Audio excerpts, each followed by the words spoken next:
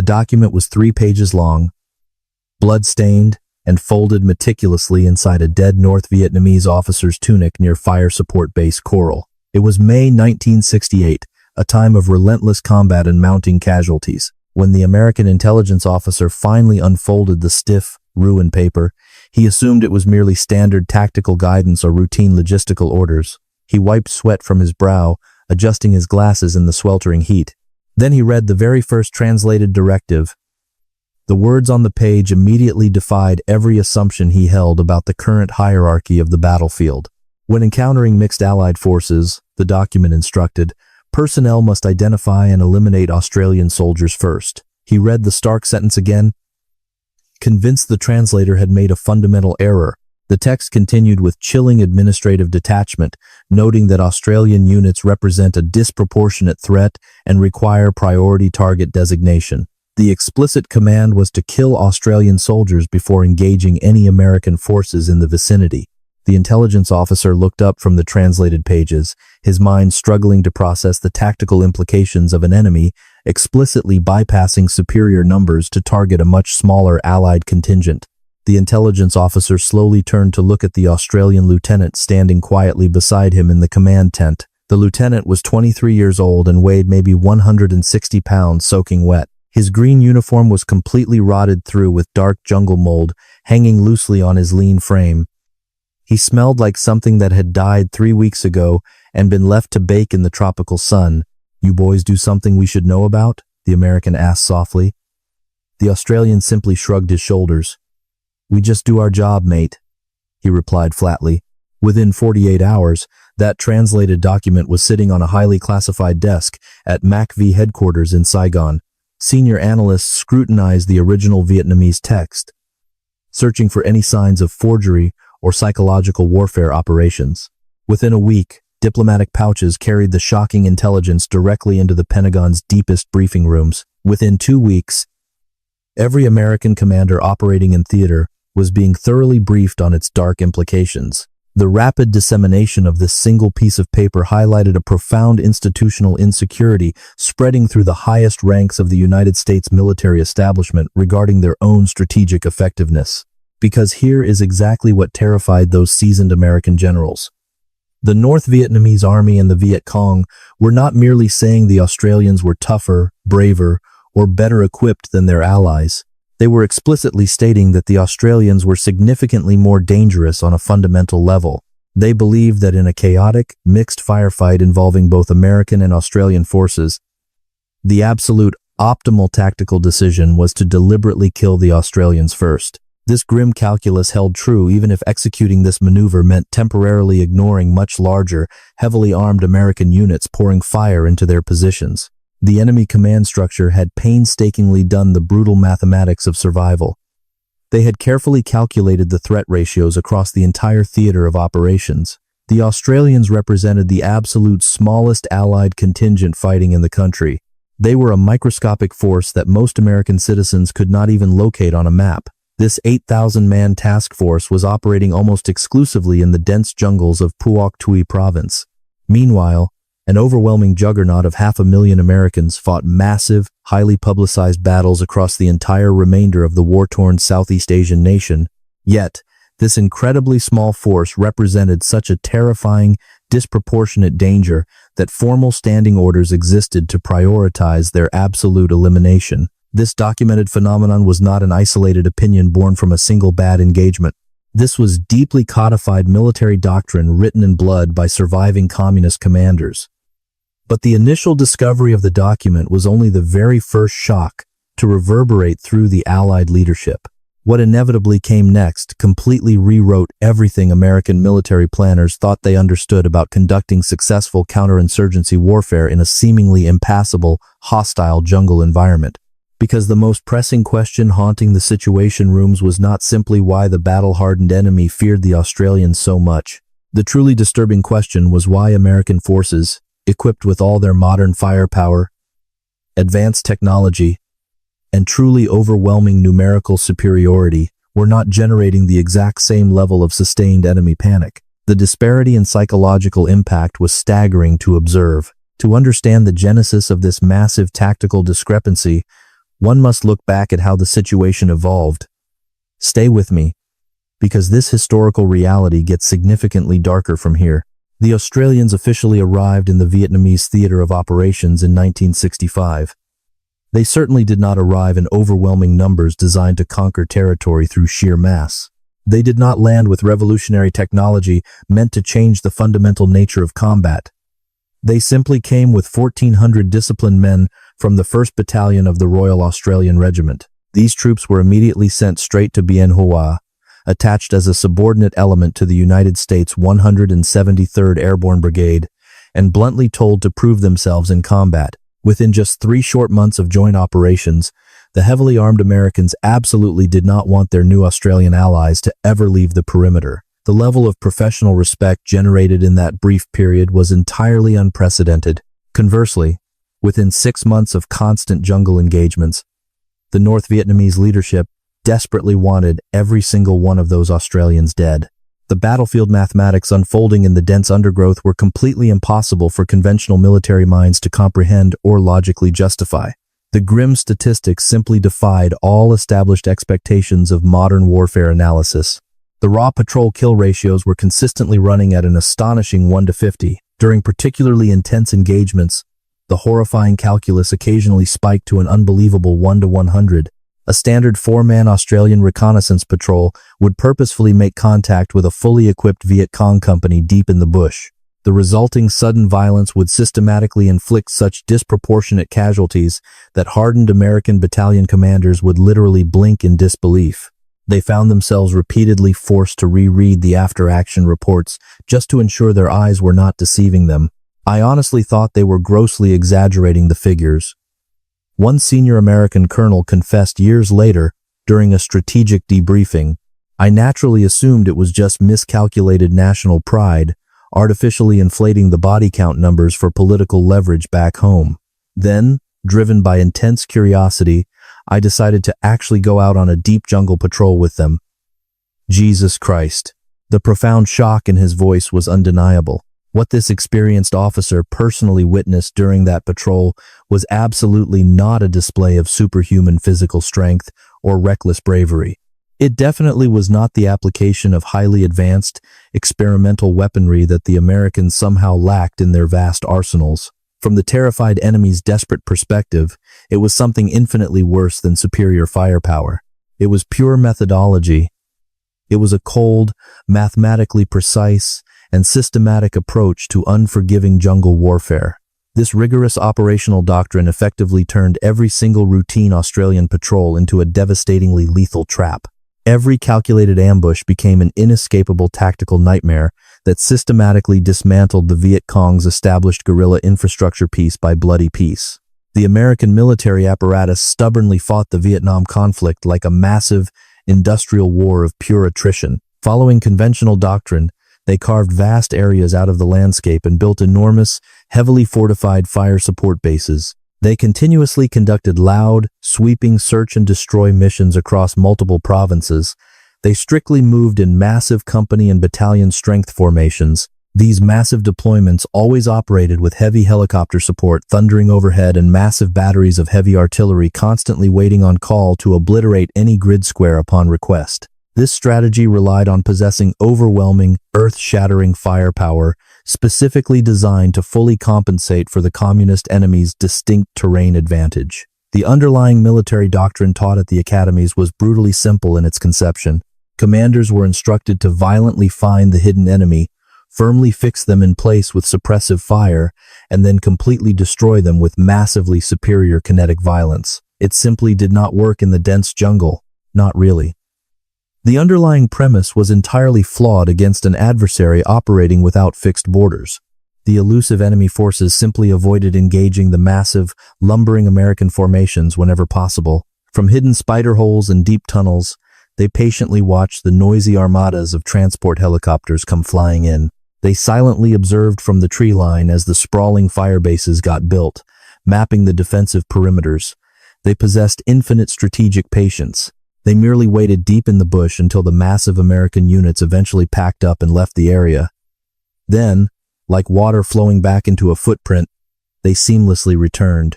The battle-hardened Australians looked at this incredibly loud, resource-heavy approach to counterinsurgency and shook their heads in utter dismay. "That is absolutely not how you hunt a dangerous prey," their veteran officers muttered. These men had already learned agonizing lessons in the dense, unforgiving jungles of Malaya during the 1950s. They had subsequently learned those exact same brutal lessons all over again while fighting in Borneo.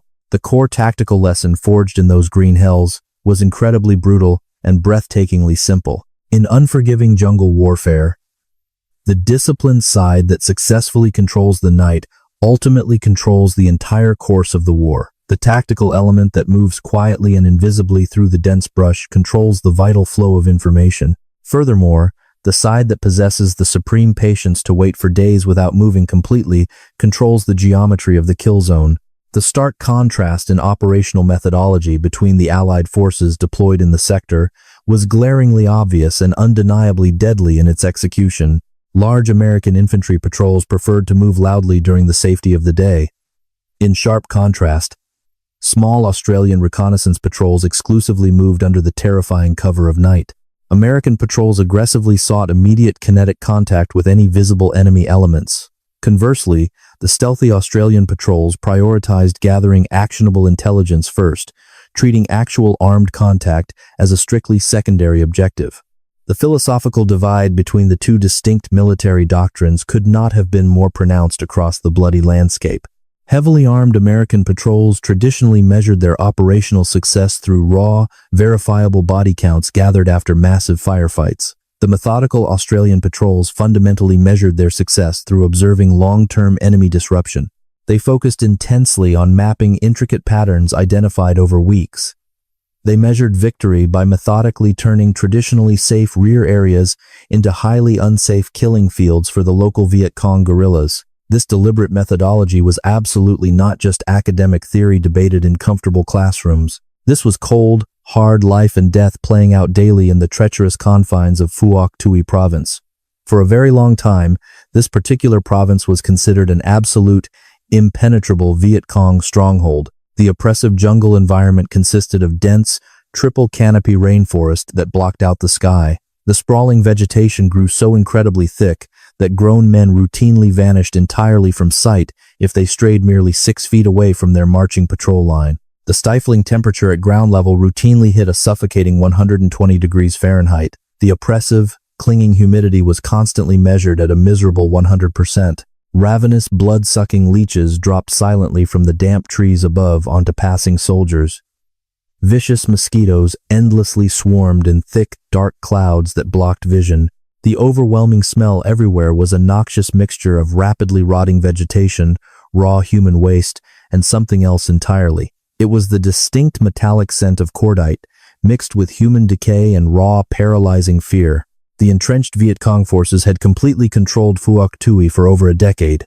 They had painstakingly built massive, complex underground tunnel networks. They had successfully established highly secure, hidden supply routes weaving through the dense foliage. They had efficiently recruited fighters from nearly every single remote village within the disputed territory. They had brilliantly created a comprehensive system of taxation and psychological terror that systematically kept the local civilian population highly compliant and deeply terrified. Then the Australian vanguard finally walked into their domain, completely changing everything. When the first Australian task force finally arrived in 1966, the entrenched Viet Cong leadership naturally assumed it would simply be business as usual. The established communist doctrine dictated a predictable response to the new Western arrivals. Their explicit orders were to simply avoid the heavily armed foreigners whenever they were operating in overwhelming strength. Conversely, the local guerrillas were instructed to violently ambush the new Westerners only whenever they appeared weak or dangerously isolated. The grand strategy was just to patiently wait them out until they left. However, exactly 3 short months later, the Viet Cong regional commanders abruptly and drastically changed their confident operational assessment. The stubborn Australians were absolutely not leaving the contested province. More importantly, they were aggressively not avoiding deadly contact with the local guerrilla fighters in the dense brush. Instead, the small units were methodically hunting the hidden enemy. They were systematically killing seasoned communist fighters at staggering ratios that rapidly made the entire province's deeply established guerrilla infrastructure completely unsustainable for the communist leadership to actively maintain. This fundamental shift in the regional balance of power is where the real story actually begins for the military historians. It does not begin with the blood-stained directive itself, but rather with the specific men who ultimately made that desperate document entirely necessary. Consider the fascinating background of Corporal Jim Kelly. He was a hardened timber worker hailing from the harsh, unforgiving landscapes of rural Queensland. Long before he ever joined the regular army, he had already spent 5 grueling years working deep in the dangerous Australian bush. Kelly had spent his formative youth aggressively cutting heavy hardwood in extremely hostile terrain that would easily kill soft southern city boys in a single day. Because of this harsh civilian background, he implicitly knew exactly how to read subtle shifts in the changing weather.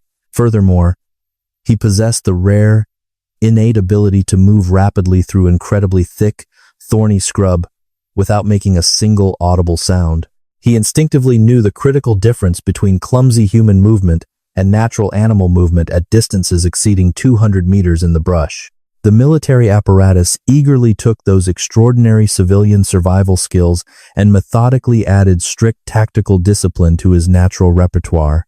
The rigorous army training programs provided him with advanced weapons proficiency, specialized patrol doctrine, and the terrifyingly cold mathematics of modern ambush warfare. By late 1967, Corporal Kelly was a highly respected section commander actively serving with the 6th Battalion of the Royal Australian Regiment. He had already successfully completed 3 brutal combat tours in the sweltering, hostile jungles of Southeast Asia without losing his edge. During his extensive combat deployments, the veteran corporal had personally conducted an astonishing 127 deep jungle patrols. He had aggressively made direct kinetic contact with the armed enemy an incredible 34 times. Under his calm, meticulous leadership, his small, highly disciplined section had successfully recorded 89 confirmed enemy kills. Tragically, he had lost only one single man under his direct command, a young soldier who accidentally stepped on a concealed landmine during a chaotic extraction under heavy enemy fire. Kelly's incredibly lethal, highly efficient section was absolutely not an unusual anomaly within the broader task force's overall organizational structure. In fact, his unit's staggering operational success represented the standard baseline for the deployed Australian infantrymen. Take the notable example of Private Michael O'Brien. He was merely a young sheep farmer's son from the rolling hills of rural Victoria, barely 20 years old. Prior to boarding the massive troop ship bound for war, he had never once stepped foot outside of his native country's borders. Young O'Brien had never actually heard a single rifle shot fired in genuine anger before arriving in the combat zone. Yet, after just 6 short months in the unforgiving country, his battlefield senses had sharpened to an almost supernatural degree. He could accurately identify hidden enemy troop movements simply by listening to the specific, unnatural sounds of disturbed birds taking flight in the distant canopy. He could literally smell the distinct odor of a concealed Viet Cong base camp from 400 meters away if the wind was right. The young private could glide through the dense, tangled jungle vegetation so completely silently that veteran American military advisors were genuinely astounded. The heavily armed American observers who occasionally patrolled alongside the quiet Australians frequently swore the young kid absolutely had to be part ghost. "I am honestly not that quiet," O'Brien casually explained to an inquiring reporter many years later. "The jungle itself is incredibly loud and chaotic. You just have to learn how to move harmoniously with it rather than constantly fighting against it." That right there, that incredibly casual but profound observation, perfectly encapsulated the massive tactical difference between the Allied forces. The pragmatic Australians absolutely did not try to forcefully fight the oppressive jungle environment, but rather they weaponized it. They utilized the dense foliage, the oppressive darkness, and the natural terrain to their absolute advantage. Their overarching patrol doctrine was utterly ruthless in its cold, calculated application of systematic violence against a totally unprepared enemy. It relied entirely on maintaining a tiny, nearly invisible operational footprint in the wild. A standard Australian reconnaissance patrol typically consisted of merely 4 to 6 heavily armed men, and almost never more than 8. This tiny footprint intentionally minimized their visible tracks, their scent, and their noise discipline. The small team would silently insert into the contested operational area exactly at last light, utilizing the fading shadows to mask their infiltration.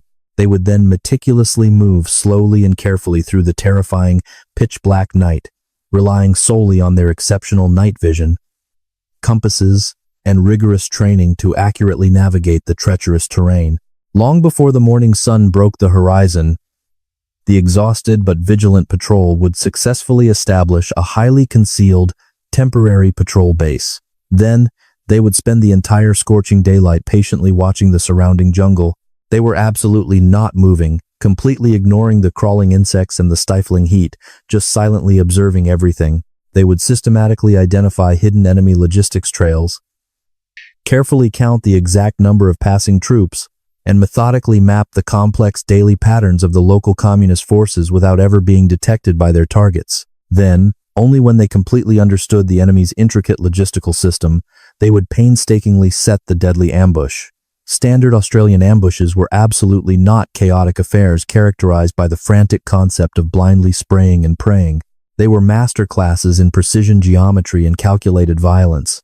The designated kill zone was meticulously measured out in exact meters, leaving nothing to random chance. Every single weapon within the small section had a highly specific, rigidly assigned field of overlapping fire to ensure maximum lethality against anyone entering the trap. The completely unaware enemy soldiers would blindly walk straight into a meticulously prepared, horrifying zone where absolute death was mathematically guaranteed. Every single square foot of the muddy jungle floor was thoroughly covered by devastatingly accurate, interlocking machine gun and rifle fire. Every single logical escape route leading back into the dense foliage was completely blocked by heavily armed operators waiting in silence. The only remaining options for the trapped guerrillas were to die immediately where they stood, or simply die while desperately trying to sprint away. The American military observers watched this slow, methodical process with a mixture of profound skepticism and growing awe. United States forces heavily favored conducting massive, multi-day operations involving hundreds of screaming men crashing through the dense foliage. These enormous sweeps across contested provinces were constantly supported by deafening helicopter gunships and massive logistical supply chains. The aggressive Americans would forcefully generate chaotic contact, inflict numerous casualties through overwhelming kinetic firepower, and then rapidly withdraw back to their heavily fortified firebases before nightfall allowed the enemy to counterattack. But this loud, highly destructive approach ultimately resembled a massive game of violent whack-a-mole against an incredibly patient, deeply entrenched enemy. The resilient Viet Cong guerrillas simply waited out the massive artillery barrages inside their deep tunnel networks. Once the loud American helicopters finally departed the devastated sector, the surviving communist forces would systematically return to their exact same positions within mere hours. The Australians, conversely, operated in a completely different tactical paradigm. They methodically saturated the entire Phuoc Tuy province with dozens of tiny, invisible reconnaissance patrols. At any given time, there were consistently 15 to 25 incredibly lethal Australian patrols silently operating deep in the hostile bush. They routinely stayed out completely unsupported for many days, and sometimes even lasted for several grueling weeks. Unlike their American counterparts, they absolutely did not frequently return to the main base for massive, noisy resupply drops. They quietly carried every single piece of equipment, ammunition, and ration they needed to survive directly on their aching backs. They embraced the extreme physical discomfort to maintain perfect operational security. Crucially, the independent Australians strictly did not instinctively call for massive artillery strikes at the very first sign of armed contact. They coldly and efficiently handled the sudden violence entirely by themselves, using their own organic infantry weapons. By maintaining a constant, invisible, and highly lethal presence, they successfully created a terrifying psychological situation for the enemy. The local Viet Cong forces suddenly found themselves in a terrifying new reality where they simply could not move a single supply convoy without heavily risking walking into a devastating mathematical ambush. The exhausted communist guerrillas quickly realized they could no longer safely rest in their previously secure base camps without risking silent observation. They completely lost the ability to reliably operate their critical, heavily camouflaged supply lines without continuously bleeding valuable personnel. The entire contested province rapidly devolved into a terrifying, bloody hunting ground, and the hardened Viet Cong fighters were suddenly transformed into the helpless prey. The psychological toll on the communist infrastructure was absolutely immense, fundamentally altering their entire strategic approach to the long, grinding war of attrition. One captured Viet Cong cadre, speaking freely during an intense interrogation session, perfectly articulated the stark difference between the Allied forces. The massive Americans would always come roaring through the jungle exactly like a terrible, predictable typhoon. The weary prisoner explained quietly to the translator. They were incredibly loud, violently destructive, and totally chaotic. We simply knew to hide deep underground until they eventually got tired and left. Then we just returned to our important work rebuilding the trails. But the quiet Australians were something entirely different. They were exactly like invisible, bloodthirsty mosquitoes in the dark. The defeated cadre continued, shivering at the terrifying memories of the unseen enemy. They were always just out there in the trees, always patiently waiting, always biting when we least expected it. We could never safely rest. We could never accurately plan our vital logistics. We could absolutely never move a single meter without deeply wondering if those terrifying ghosts were silently watching us through their rifle sights right now. This was exactly how a province was systematically conquered. The deployment of the elite Australian Special Air Service Regiment in 1966 only made this terrifying situation infinitely worse for the communists. These extraordinary men were absolutely not regular combat infantrymen. These silent operators were apex hunters specifically trained in advanced long-range reconnaissance.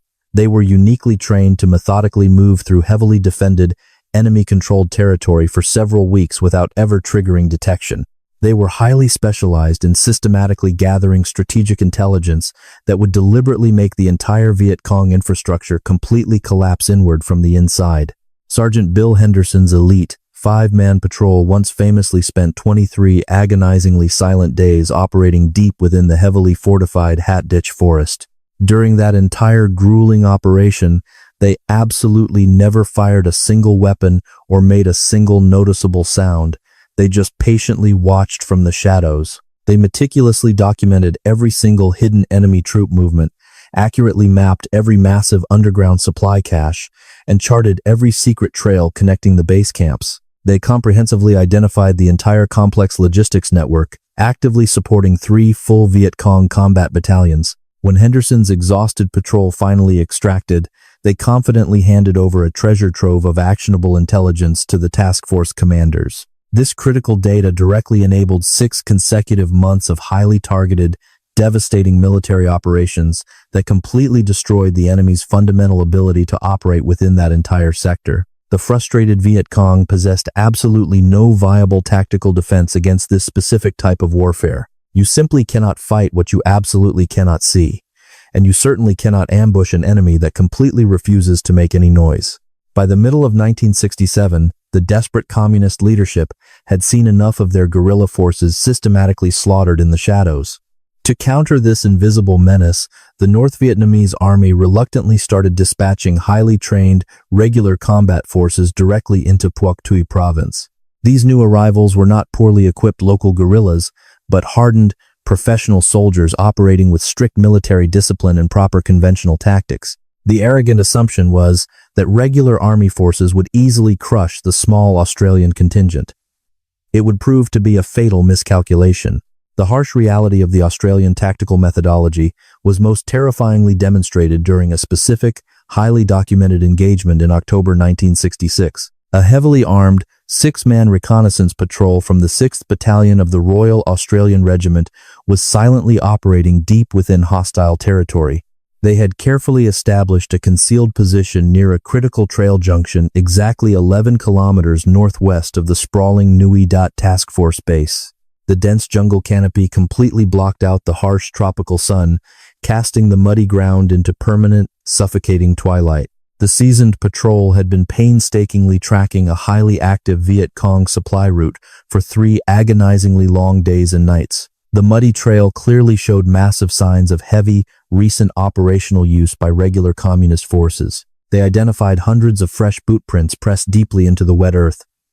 alongside hastily discarded military equipment. It was exactly the kind of constant, heavy traffic that strongly suggested the immediate proximity of a major, highly organized enemy logistics network actively supplying regional guerrilla battalions. The experienced patrol commander, Sergeant Ron Davis, coldly evaluated the tactical situation and decisively positioned his exhausted men in a highly specific, shallow L-shaped ambush formation. This was the terrifying geometry of modern jungle warfare perfectly realized. The designated killing zone was mathematically constrained to exactly 15 meters in total length. It was a terrifyingly small, incredibly confined physical space perfectly designed to maximize immediate, overwhelming kinetic trauma against anyone unfortunate enough to walk into the center of the interlocking fields of fire. Sergeant Davis meticulously placed his heavy machine gunner exactly at the critical corner apex of the L-shaped formation to anchor the entire defensive line. He then carefully positioned two highly trained riflemen firmly along the extended, long axis of the deadly geometric trap. Finally, he placed himself and the remaining two soldiers on the short axis to completely seal the devastating kill zone. Every single weapon possessed a rigidly assigned, tightly overlapping sector of fire that absolutely guaranteed maximum destruction without wasting precious ammunition. The 6 disciplined Australians then settled into the damp, rotting vegetation and waited in absolute, terrifying silence for an astonishing 9 consecutive hours. They absolutely did not move a single muscle, willfully ignoring the vicious swarms of biting insects and the suffocating tropical humidity. They absolutely did not eat, and they barely even allowed themselves to breathe deeply as the oppressive jungle shadows steadily lengthened around them. They had essentially become living, breathing extensions of the hostile environment itself, completely invisible to the naked eye. Exactly at 17:30 hours, the fading evening light perfectly masked the deadly trap as 47 heavily armed Viet Cong fighters confidently walked straight into the prepared kill zone. They were marching in a relaxed, casual column formation, completely unaware that invisible rifles were currently tracking their every single movement. Sergeant Davis calmly watched the lead elements through the dense foliage, his finger resting lightly on the cold trigger of his weapon. He absolutely did not panic, and he did not give the order to fire. Displaying terrifying tactical patience, the veteran sergeant deliberately allowed the first 12 heavily armed enemy soldiers to completely pass through the meticulously measured ambush zone unharmed. He desperately wanted the long enemy column to become tightly compressed within the confined space. He needed the targeted soldiers to be bunched up together, completely relaxed, and entirely convinced that they were perfectly safe in their own familiar territory. He waited until the exact center of the massive enemy formation was perfectly anchored in the lethal trap. When the optimal tactical geometry was finally achieved, Sergeant Davis ruthlessly initiated the devastating ambush. The sudden, deafening roar of automatic weapons fire violently shattered the quiet jungle evening. The intense firefight lasted exactly 90 terrifying seconds of concentrated, unmitigated kinetic violence. When the deafening guns finally stopped echoing through the shattered canopy, 31 Viet Cong soldiers were lying completely dead on the bloody jungle floor.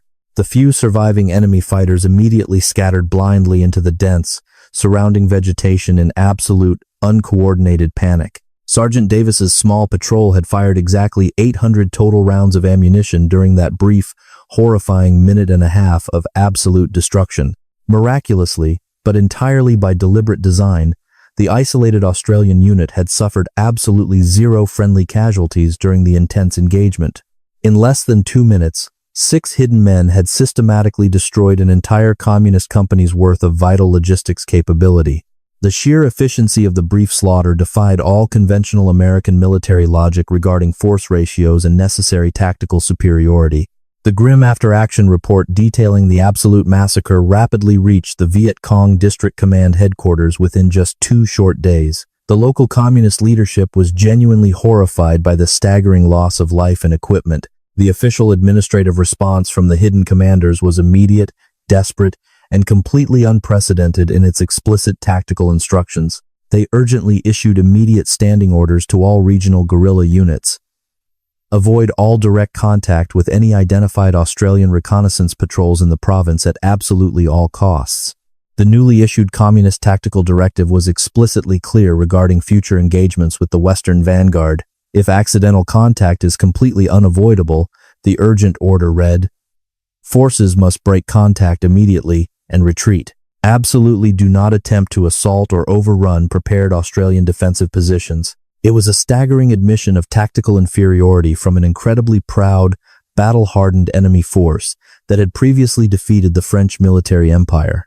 However, the desperate Viet Cong guerrillas simply could not effectively avoid their relentless, invisible hunters. The fundamental problem for the terrified communist infrastructure was that the silent Australians were essentially operating everywhere at once within the contested province. This is precisely the critical juncture where senior American military commanders truly started paying close attention to the impossible statistics being generated in Phuoc Tuy. United States forces were continuously conducting massive, incredibly expensive military operations involving hundreds of infantrymen.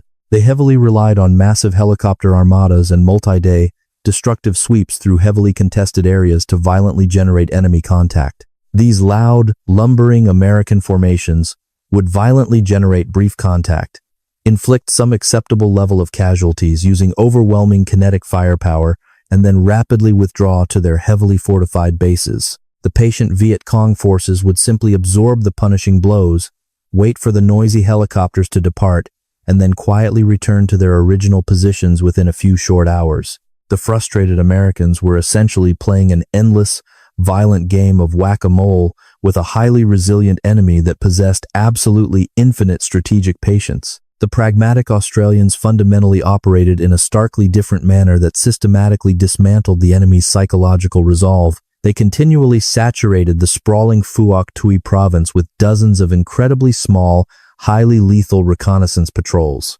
At any given moment, there were constantly 15 to 25 separate Australian units silently stalking through the hostile bush. They routinely stayed out deep in the contested territory for many consecutive days and frequently extended their exhausting, unsupported combat deployments into several grueling weeks without ever seeking relief.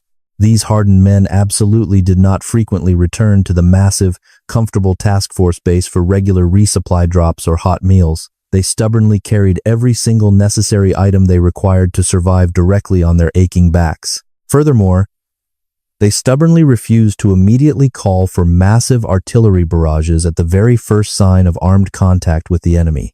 They coldly and efficiently handled the sudden jungle violence entirely by themselves, relying solely on their superior marksmanship and rigorous fire discipline. By maintaining this terrifying, invisible presence, they successfully created an impossible psychological situation for the local guerrilla forces. The exhausted Viet Cong literally could not move through the dense jungle without heavily risking walking straight into a devastating ambush. They absolutely could not safely rest in their previously secure base camps without constantly risking silent, lethal observation. They could no longer operate their vital logistics supply lines without continuously bleeding valuable personnel to the unseen snipers hiding in the dark, oppressive canopy. The entire sprawling province rapidly devolved into a terrifying, bloody hunting ground, and the battle-hardened Viet Cong veterans were entirely transformed into helpless, panicked prey. The psychological toll on the communist infrastructure was absolutely immense, fundamentally altering their operational behavior. The massive Americans would always confidently come tearing through the quiet jungle exactly like a highly destructive, completely predictable typhoon. The hidden communist forces simply knew to hide deep underground until the heavily armed foreigners eventually grew tired and loudly departed the sector. The Americans destroy the trees, but they eventually leave. One captured political officer explained quietly during a tense interrogation, "But the terrifying Australians are exactly like invisible mosquitoes in the dark. They are always just out there in the trees, always patiently waiting, always biting us when we least expect it. We could never safely rest. We could never accurately plan our vital logistics. We could absolutely never move a single meter without deeply wondering if those terrible ghosts were silently watching us."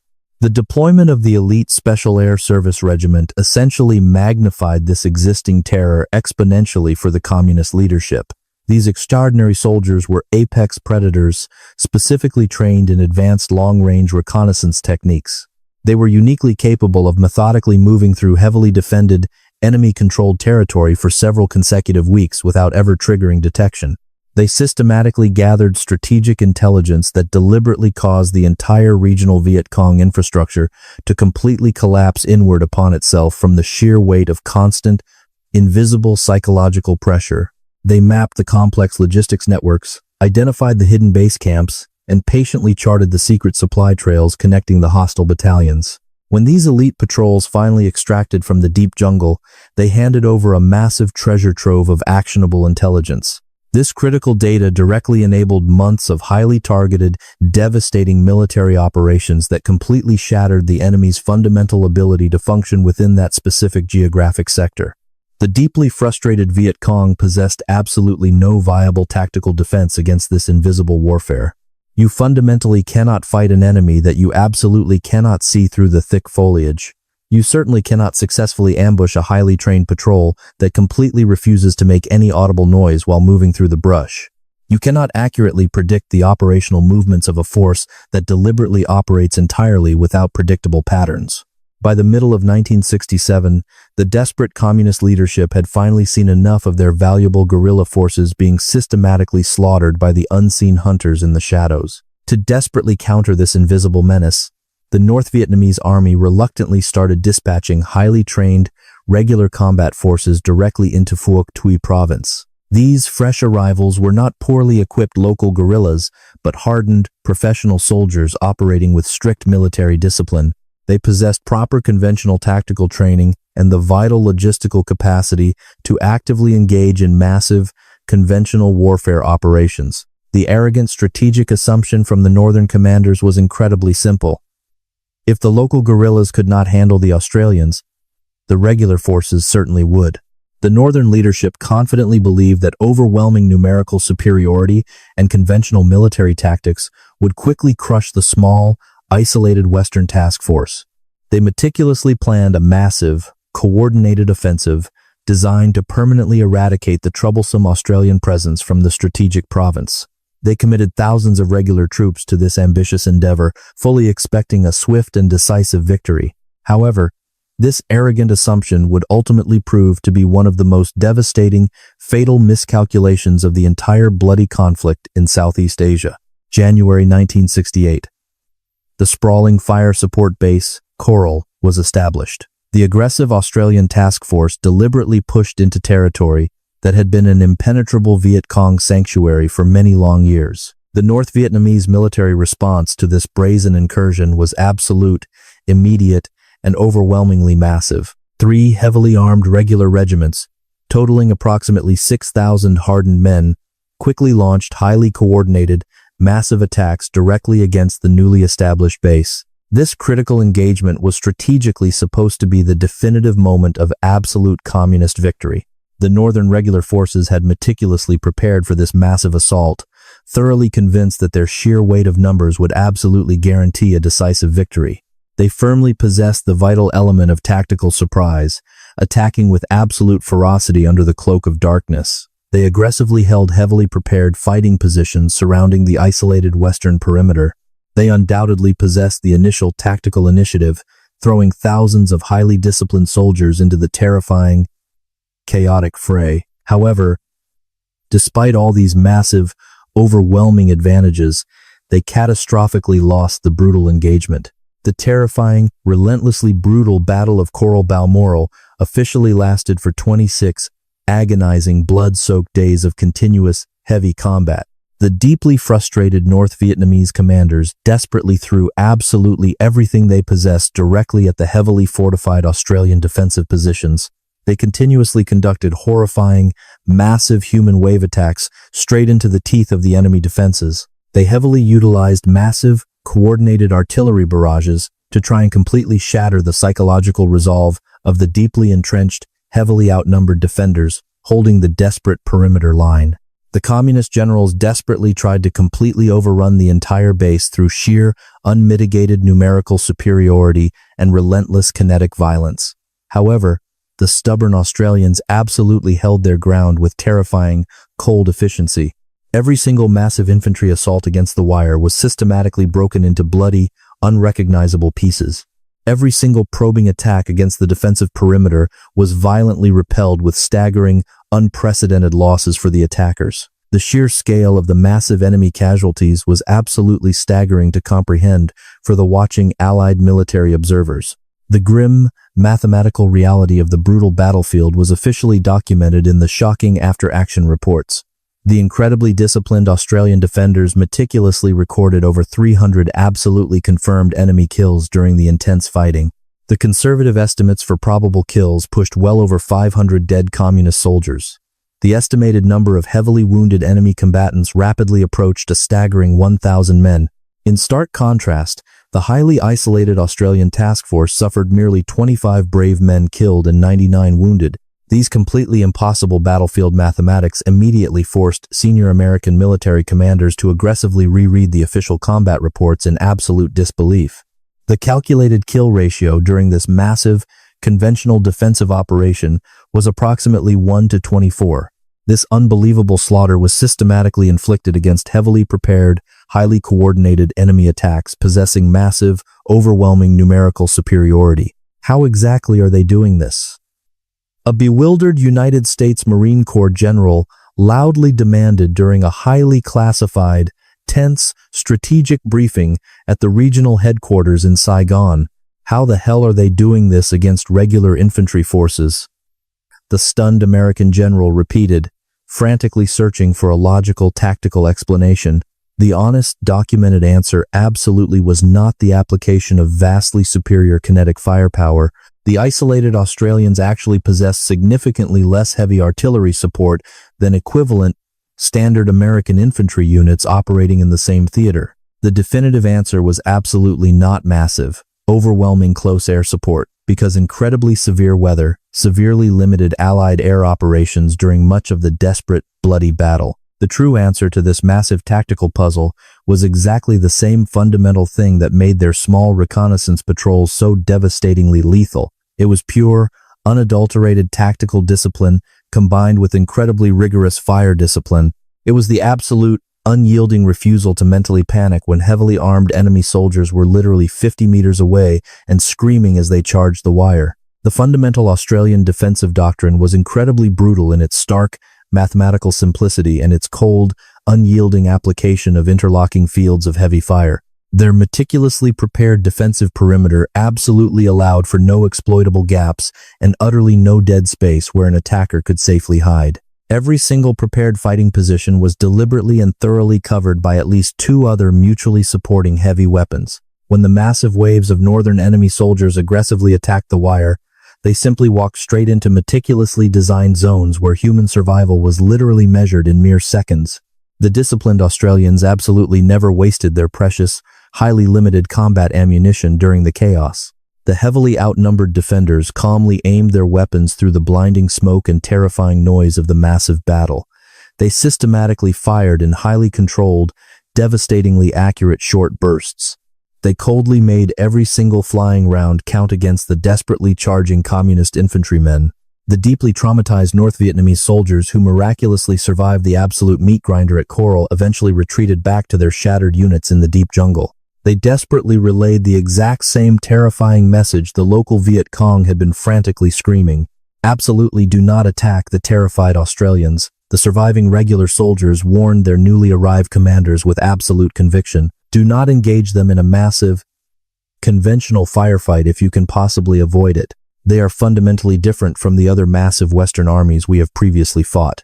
This critical moment was exactly when the bloodstained, captured documents truly started making perfect, logical sense to the previously skeptical American military intelligence officers safely analyzing the grim statistics back at the massive Saigon headquarters. This explicit enemy warning was absolutely not cheap communist propaganda designed to manipulate domestic public opinion. This terrifying internal assessment was certainly not a sophisticated psychological warfare operation aimed at the Allied forces. This was incredibly practical, utterly desperate field guidance entirely based on extremely hard, bloody combat experience against a vastly superior tactical opponent. The pragmatic North Vietnamese leadership had systematically done the grim cost-benefit analysis of the massive engagement, and the cold mathematics clearly dictated a completely new operational approach. The bloody math unequivocally stated that when communist forces accidentally encounter these silent Australian patrols, they must either kill them immediately or absolutely do not engage them at all. Because if you foolishly allow these disciplined men to firmly set the tactical terms of the brutal firefight, you are mathematically guaranteed to die in the jungle. But here is the critical, deeply unsettling truth that genuinely terrified the senior American generals reading these classified assessments. It was not merely that the Australians were highly effective. American military forces were also undeniably effective when deployed properly. Whenever they successfully brought their massive, unimaginable weight of industrial firepower directly to bear, they completely crushed any large enemy formations caught in the open. The fundamental, unsolvable problem plaguing the massive American war machine was the critical issue of long-term sustainability. Standard American military operations were unbelievably expensive to continuously maintain. They absolutely required massive, incredibly vulnerable logistical supply chains to constantly feed the giant, hungry beast of conventional, industrial warfare.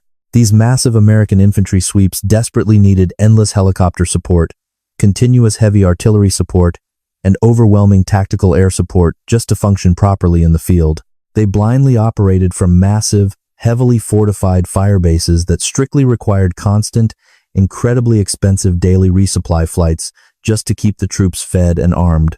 When the loud, heavily equipped Americans finally left a devastated area, the patient enemy simply returned from their deep tunnels.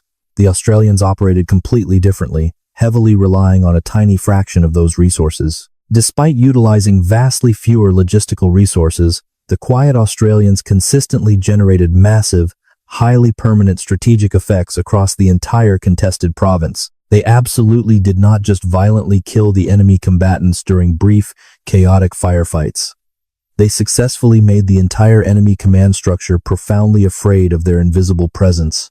They forcefully made the deeply entrenched enemy completely change their fundamental operational behavior. They successfully made the hardened enemy completely avoid entire massive provinces because the terrible cost of operating there vastly exceeded any potential strategic benefit.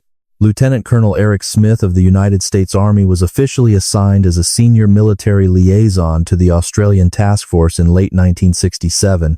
He had already spent 2 full, grueling combat tours operating with conventional American infantry units. He genuinely thought he deeply understood the brutal realities of modern jungle warfare.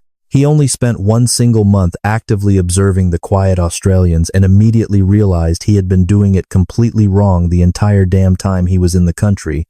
I went on a long, deep reconnaissance patrol with a standard 6-man Australian section. Smith later explained in a highly classified, heavily redacted debriefing report. I was officially the 7th man in the silent formation. They barely tolerated my clumsy presence purely because I smartly kept my loud mouth completely shut. We were silently out in the terrible bush for 5 grueling days. We suddenly made violent contact twice. Both times, the Australians efficiently killed the enemy before I even saw them. I am explicitly talking about highly trained, veteran Viet Cong soldiers actively operating deep within their own familiar territory. Smith continued with absolute awe, and these incredibly young Australian kids, with an average age of maybe 21, just systematically dismantled them with clinical precision. There was absolutely no unnecessary drama, zero panic, and absolutely no wasted ammunition. We quietly came back to the base with 14 confirmed enemy kills and completely 0 Australian casualties. I wrote an urgent report recommending we immediately study their methods. That highly critical report was immediately classified, quietly filed away in a dark cabinet, and completely ignored. Smith concluded with deep, lingering bitterness. I honestly do not think anyone with actual authority ever bothered to read it. This incredibly frustrating scenario was exactly the tragic pattern that endlessly repeated itself across the entire massive theater of operations in Vietnam. Astute American military observers would clearly see exactly what the highly successful Australians were doing in the jungle, but the massive institution completely refused to actually learn. Adopting Australian methods would fundamentally mean openly admitting that the current, massive American approach was not entirely optimal for this specific conflict. It would absolutely mean completely retraining hundreds of thousands of heavily armed men in the middle of a brutal war. It would firmly mean accepting the deeply counterintuitive concept that sometimes significantly less is actually more on the modern battlefield. It required believing that smaller, isolated patrols, much longer deployments, stricter tactical discipline, and vastly less kinetic firepower could consistently produce significantly better strategic results. The rigid military establishment located deep within the massive Pentagon simply could not ever accept that incredibly bitter pill to swallow. So, the senior staff quietly filed those critical field reports away in dark cabinets and stubbornly continued massive conventional operations exactly as before. Meanwhile, the highly adaptable enemy forces constantly kept actively learning from every single violent contact with the deployed Australian task force. The seasoned Viet Cong guerrillas and the professional North Vietnamese regular army were absolutely not stupid, suicidal fanatics blindly rushing into machine gun fire. These highly motivated communist forces were extremely professional combat soldiers furiously fighting a desperate war of survival that they entirely intended to win. They meticulously studied their various Western enemies and rapidly adapted their core tactical doctrines accordingly across the entire war zone. They successfully developed highly specific, customized battlefield tactics for dealing with vastly different international opponents. Against massive American conventional forces, the strict guidance was to aggressively avoid all large operations while continuously harassing them with hidden mines, deadly booby traps, and coordinated attacks on exposed logistical supply lines. Against the highly corrupt South Vietnamese local forces, the standard communist doctrine was to systematically infiltrate their vulnerable ranks, aggressively corrupt their senior leadership, violently intimidate the local population, and patiently wait for vital American combat support to eventually leave. However, against the highly disciplined Australian task force, the absolute standing order was explicitly simple: just avoid them entirely. If accidental contact is completely inevitable, you must violently break it immediately. The captured tactical manuals constantly warned the terrified regional guerrilla commanders operating deep within the contested jungle province. If successfully ambushed by these quiet men, you must blindly scatter into the dense foliage and attempt to safely regroup much later. The explicit enemy doctrine continued. You absolutely must never attempt to actually win the ensuing firefight against them. One captured North Vietnamese regular army lieutenant, heavily interrogated by Allied intelligence officers in 1969, was directly asked exactly why his heavily armed unit cowardly withdrew from a critical tactical area whenever small Australian reconnaissance patrols were merely detected, operating quietly anywhere in the immediate vicinity. Because we desperately want to survive this terrible war, the defeated communist lieutenant explained quietly to his bewildered Western captors. The loud Americans casually kill you with their massive transport helicopters and their devastating heavy bombs from the sky. That is usually just terribly bad luck or extremely poor operational tactics on our part. However, the quiet Australians deliberately kill you violently up close in the dark bush. They systematically kill you simply because they are vastly better jungle soldiers than you are, and there is absolutely no tactical counter. This terrifying, grim reality was the absolute nightmare scenario for the deeply entrenched Viet Cong guerrilla infrastructure operating throughout the region. They had painstakingly built their entire long-term grand strategy firmly around patiently grinding down the massive American political will through sheer, bloody attrition. The brilliant communist leadership had correctly calculated that constantly mounting American combat casualties, staggering financial costs, and rapidly declining domestic public opinion would eventually force a complete military withdrawal. The cold, geopolitical mathematics perfectly worked, and the United States forces would inevitably have to leave. But if the highly successful, stealthy Australian operational approach somehow suddenly became the standard American military approach, that entire brilliant communist strategy completely collapsed overnight. You simply cannot successfully grind down a highly disciplined enemy force that fundamentally operates vastly more efficiently than you ever could. You absolutely cannot patiently outlast a specialized Western military force that deliberately makes your combat units bleed out significantly faster than you can ever hope to recruit fresh, untrained replacements from the terrified local civilian population trapped within the heavily contested jungle villages.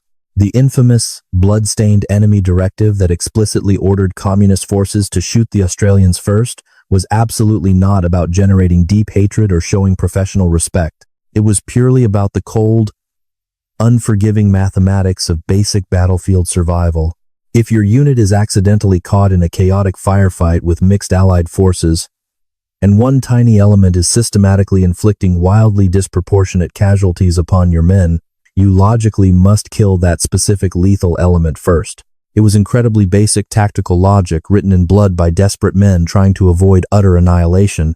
The pragmatic communist enemy was absolutely not generously complimenting the tough Australian soldiers with these secret, highly classified internal orders. They were merely trying to desperately survive them long enough to win the broader regional war. But this captured, terrifying directive actually had a profound, entirely unintended consequence across the Allied lines. Some observant American combat troops genuinely started asking highly uncomfortable tactical questions. They deeply wondered exactly why the quiet Australians were universally considered significantly more dangerous by the seasoned enemy commanders actively fighting against them in the bush.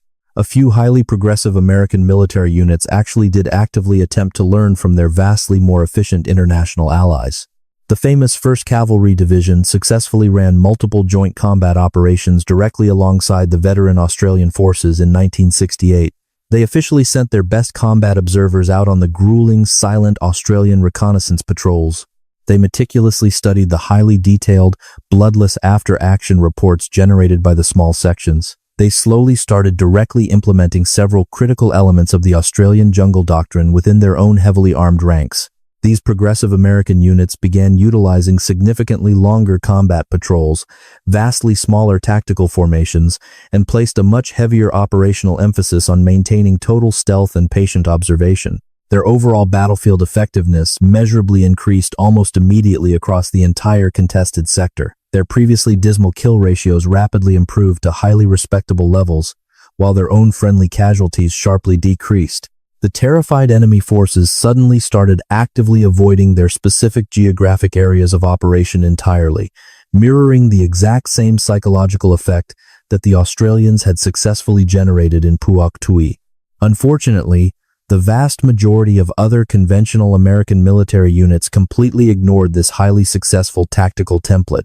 They stubbornly possessed their own massive institutional doctrine and their own bloody combat experience. They arrogantly felt they absolutely did not need to learn anything fundamental from a tiny 8,000-man Allied contingent operating in a single province. Those stubborn conventional units unfortunately kept taking horrific combat casualties at staggering, completely unsustainable rates that ultimately made the near-perfect Australian operational survival numbers look absolutely impossible to logically comprehend or formally justify. Corporal David Sharp of the 5th Battalion was actively serving on his second brutal combat tour when he participated in Operation Overlord. This was a massive, highly coordinated cordon and search operation conducted in the dangerous Swoing Giep Valley. The massive joint operation directly involved both Australian infantrymen and conventional American combat forces. The loud Americans predictably moved into the contested zone with massive transport helicopters, rapidly established heavy blocking positions, and then loudly waited for the terrified enemy forces to violently react to their overwhelming, highly visible presence. The quiet Australians deliberately moved into their assigned operational sectors entirely on foot, advancing incredibly slowly and completely silently through the dense foliage. They meticulously mapped all the hidden enemy defensive positions long before anyone ever fired a single kinetic shot.